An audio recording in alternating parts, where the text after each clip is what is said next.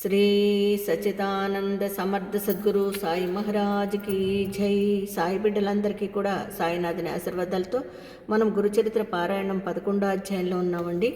నిన్న స్వామికి ఉపనయనం జరిగింది. మరి ఈవేళ క్రతువు పూర్తి కావచ్చింది. మాధవ శర్మ దంపతులు అంత ఉత్సాహంతో ఉన్నారు.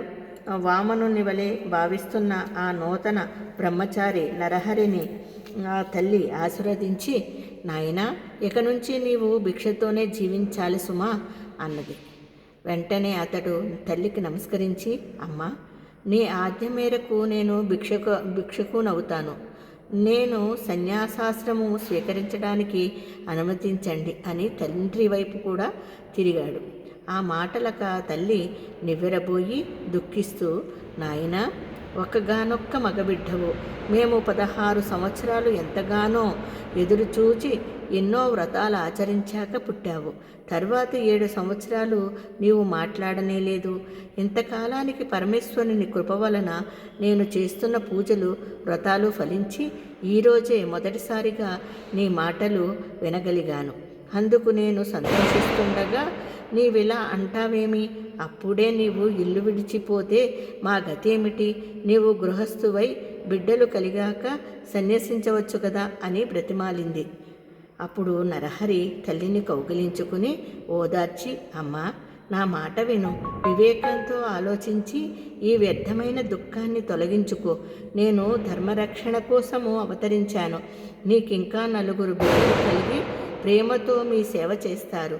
వెనుకటి జన్మలో నీవు నిష్ఠతో శంకరుణ్ణి పూజించడం వల్లనే నేను నీ గర్భాన్న జన్మించాను అని చెప్పి ఆమె శిరస్సుపై తన చేతి నుంచి ఆశీర్వదించాడు. వెంటనే ఆమెకు తన పూర్వజన్మ స్మృతి కలిగింది. అతడు శ్రీ పాదవల్లభుడుగా దర్శనమిచ్చాడు. వెంటనే ఆమె ఆనందంతో పరవశించి అతని పాదాలపై పడి ఇలా అన్నది, స్వామి, పూర్వజన్మలో కుపుత్రవతినైన నేను ఆత్మాహుతికి పాల్పడినప్పుడు రక్షించిన శ్రీపాదవుడు నీవే కదా. బ్రహ్మాండాలన్నీ నీలోనే ఉన్నాయి. అట్టి నీవు నా గర్భాన పుట్టినందువలన నా భర్తవంశము పితృవంశము కూడా పావనమయ్యింది. అతడు ఆమెను లేవదీసి, అమ్మా, ఈ పూర్వవృత్తాంతము వెల్లడి చేయవద్దు. నీకొక రహస్యం చెబుతాను, గుప్తంగా ఉంచు. నేను సంసారమంటని సన్యాసిని. నేను చేయవలసిన తీర్థాటనములు మొదలైన కార్యాలెన్నో ఉన్నాయి. అవి నేను ప్రకటించక వీలులేనివి, రహస్యమైనవి. ఈ కర్తవ్యము నాకు తప్పదు కనుక నేనింట్లో ఉండ వీలు పడదు. కనుక నీవు అనుమతి ప్రసాదించు అన్నాడు. చూసారా, 11వ అధ్యాయాన్ని మనం సంపూర్ణం చేసుకున్నామండి. శ్రీ దత్తాయ గురవే నమః. శ్రీ శ్రీపాద శ్రీవల్లభాయ నమః.